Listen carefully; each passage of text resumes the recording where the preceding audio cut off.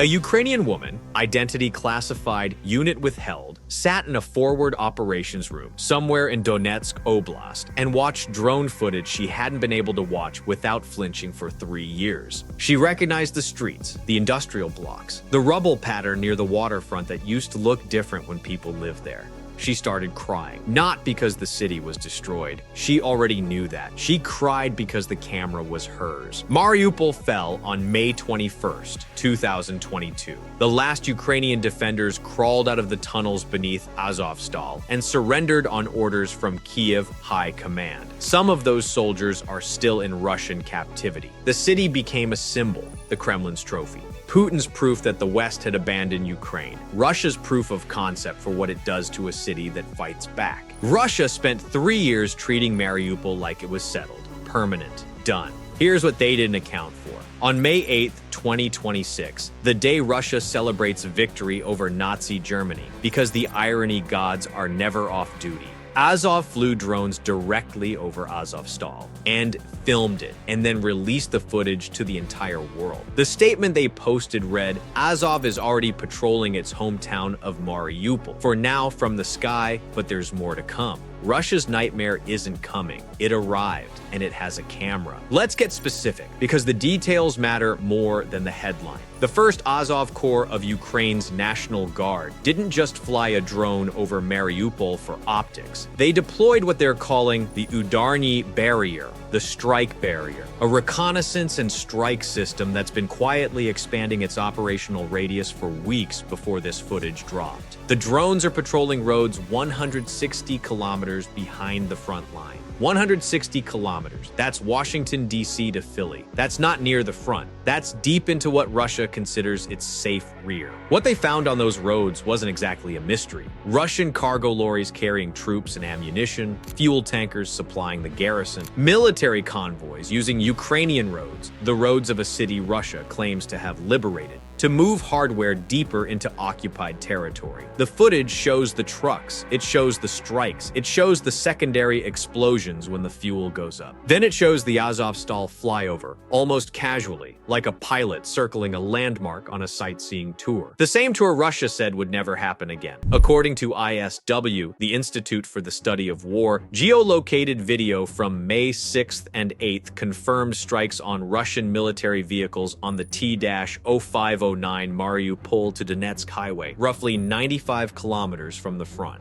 Other drone activity was confirmed over the M14 highway running toward occupied Zaporizhzhia and Kherson. ISW put those coordinates on the map. That's not a press release. That's geolocated confirmation. Beyond the individual strikes, Ukraine has been intensifying its medium-range campaign since late 2025, and the pace has significantly accelerated since March 2026. Mariupol is not a one-off event. It's the new operational standard. Now here's where this story gets genuinely strange. The drones Azov is using in Mariupol aren't Ukrainian-built FPV quadcopters. They're called Hornets, fixed-wing loitering munitions, the technical term for what most people would just call a kamikaze drone with a very long commute. The Hornet was developed by a company called Perennial Autonomy, also operating under the name Swiftbeat, which is owned by Eric Schmidt. Yes, that Eric Schmidt, former CEO of Google, net worth around $55 billion.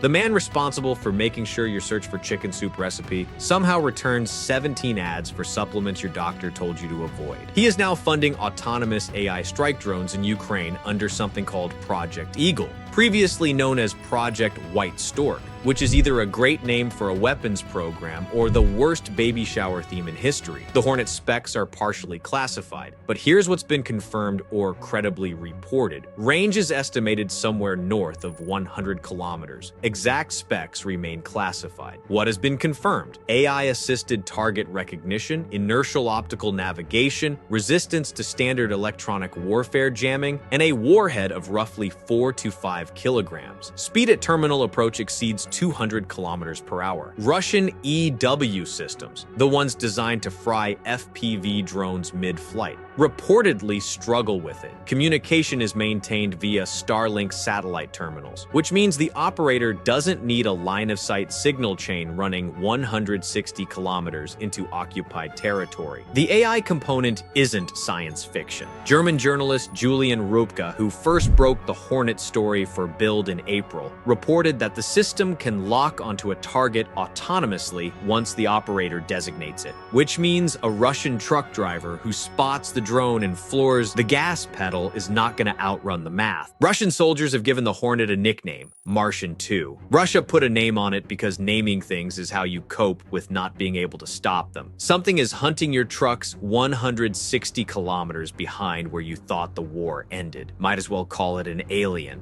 To understand why Azov's return to Mariupol is strategically significant and not just emotionally satisfying, you need to understand what Russia has been building there. After capturing the city in May 2022, the Kremlin launched one of the most aggressive infrastructure programs in occupied Ukrainian territory. The numbers, reported by Reuters from Russian government documents, are staggering. $12 billion in federal funds allocated to 4 occupied Ukrainian regions between 2024 and 2026 alone, nearly triple the per-region investment Russia makes in its own federal territories back home. Putin apparently is more generous with money when the land isn't actually his. Mariupol is the centerpiece of a massive $12 billion facelift. We're talking about new railways, a massive seaport expansion, and a superhighway designed to lock this territory into Russian orbit forever. Putin isn't just occupying a city, he's building a permanent logistical fortress on top of a graveyard. The occupation authorities have been running vessel tracking confirmed cargo shipments from Mariupol port to Turkey. Satellite imagery shows a new facility the length of a football field built at the port during occupation. Russian customs data shows over 500,000 metric tons of coal, coke, and anthracite exported from occupied regions since 2022. Looted from Ukrainian industrial assets, sold to buyers in Turkey, India, Egypt, and the UAE. The Donetsk People's Republic, Russia's puppet administration, even announced plans to launch a tourist train service between Donetsk and Mariupol this summer. Because nothing says successful occupation like a leisure rail service running through a city whose sewage system has collapsed and whose coastline has become, according to residents still there, a reservoir for industrial waste. Book your summer holiday now, bring nose plugs. The point is this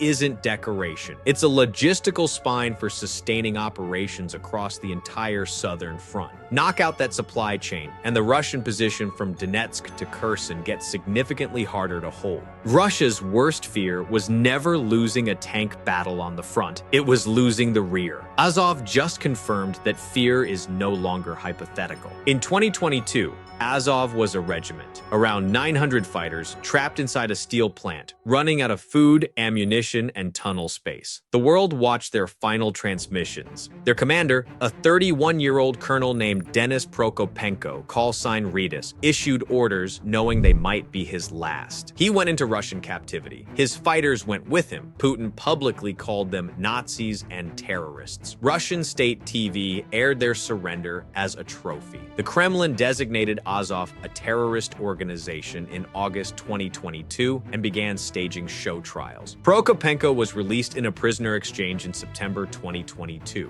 He went back to work. By April 2025, he was commanding not a regiment, but a corps. The first Azov Corps, Ukraine's first fully formed military corps, built on the foundation of the 12th Special Forces Brigade Azov. It absorbed 4 additional brigades, 5 total under one command, the largest formation Azov has ever fielded. President Zelensky decorated Prokopenko with the Order of Bogdan Khmelnytsky for personal courage. He became the model for Ukrainian military reform, the template other formations are supposed to replicate. The Corps now defends a defensive line in Donetsk, while simultaneously running deep strike drone operations 160 kilometers into occupied territory. An international battalion has been stood up for foreign volunteers, none of which was supposed to happen. The War Crimes Tribunal, the propaganda loop, the terrorist designation, every tool Putin had, he used. Putin wanted Azov erased from the war. Instead, it graduated. Azov went from trapped to template in 4 years. years. The phrase Azov used, "there's more to come," is not bravado. It's a targeting doctrine. The Mariupol strikes were the third installment of documented Azov deep strike operations. The first two focused on logistics hubs around Russian-occupied Donetsk.